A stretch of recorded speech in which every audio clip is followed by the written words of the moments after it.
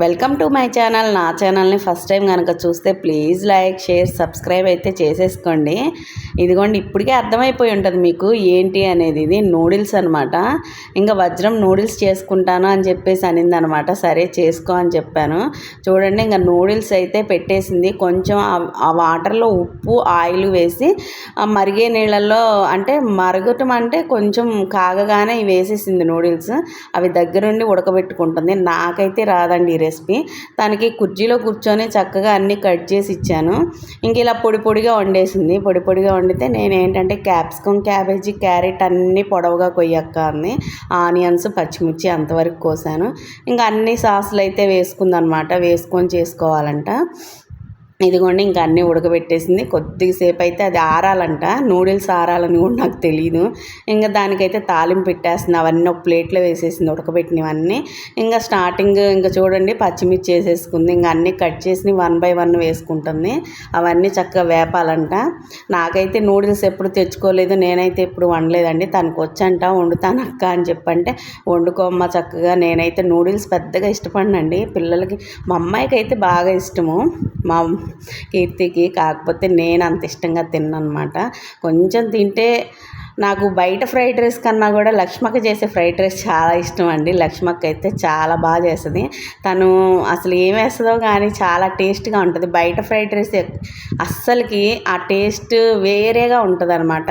Restaurant స్టైల్లో ఉంటుంది. చాలా బాగుంటుంది. చాలా బాగా నచ్చింది. అది ఒక్కటే తింటాను ఇష్టంగా. బయట నాకు నూడిల్స్ కానీ, మంచూరియా కానీ ఇవేమీ తినను నేను. తినాలని కూడా అంతగా ఇంట్రెస్ట్ అనిపించదండి. ఎప్పుడన్నా కానీ అందరూ ఫ్రెండ్స్ అందరం కలిసినప్పుడు ఎప్పుడన్నా తింటాం కానీ ఇంట్రెస్ట్గా తినాలి అనిపించదు. ఇంకా చూడండి, ఇదంతా కూడా చక్కగా వేపేస్తుంది. అవి పచ్చి పచ్చిగానే ఉంచింది. బాగా డీప్ ఫ్రై చేస్తారేమో అనుకున్నా, ఏం లేదు. అందులో నేను కొంచెం సాల్ట్ వేసేసి నా కూరగాయలకి సరిపడా, ఎందుకంటే నూడిల్స్లో ఆల్రెడీ వేసింది కదండి. ఇంకా దాంట్లో వెనిగరు అవన్నీ ఉంటాయి కదా, ఇంకా అవన్నీ వేసింది. సాసులన్నీ వేసిందండి. ఆ సాసులు కూడా కొన్ని అయితే నాకు తెలియదు. సోయా సాస్ మర్చిపోయానండి. సోయా సాస్ వేసింది, చిల్లీ సాస్ వేసింది, వెనిగర్ వేసింది, అన్నీ వేసేసుకుంది. వేసేసి దాంట్లో టమాటా కచ్చప్ప ఏదో ఉంటుంది, అవన్నీ కూడా ఇంట్లో ఉన్నాయి, కీర్తి తెచ్చిపెట్టుకుంటుంది అనమాట. అవన్నీ వేసేసుకొని బాగా వేపేసింది అనమాట. చాలా బాగా చేసుకుంది. ఇంకా నన్ను అయితే టేస్ట్ చూడమని, నాకు అంత పెద్దగా తినాలని ఇంట్రెస్ట్ అయితే లేదు. అయినా నేనైతే నాకు వద్దమ్మ నువ్వు తినేసే అని చెప్పేసి, పిల్లలే తినండి నాకు వద్దని చెప్పన్నాను. నేను తినలేదు, నాకు ఇంట్రెస్ట్ ఉండదు. ఎప్పుడన్నా మ్యాగీ అయితే కొంచెం తింటా, నూడిల్స్ అయితే అస్సలు తినండి నేను. ఎప్పుడన్నా మ్యాగీ ఇంట్లో ఎప్పుడన్నా కీర్తి చేసుకుంటే కొంచెం వేసిస్తుంది, అదైతే తింటా. కానీ ఇది మా ఇంట్లో నూడిల్స్ చేయటం అనేది ఇది 2వ సారి 3వ సారి అనుకుంటా. ఇక ఇలా అయితే బాగా తనకైతే చాలా బాగా నచ్చిందంట. బాగుందక్క, నాకైతే చాలా నచ్చింది అందంట. ఇంటికి వెళ్ళి వాళ్ళ అమ్మ వాళ్ళ అన్నయ్య వాళ్ళకి పెట్టిందంట వజ్రం. పెడితే అసలు ఇది నువ్వు కొనుక్కొచ్చావు, నువ్వు చేయలేదు అని అడిగారంట. అంత బాగుంది అన్నారంట. పోన్లే వజ్రం, నువ్వు చాలా బాగా చేసావు కానీ ఇంకెందుకు అని చెప్పేసి అంటే తను చాలా హ్యాపీగా ఫీల్ అయింది. అన్ని సాసులు వేసి అయితే చేసుకుందనమాట.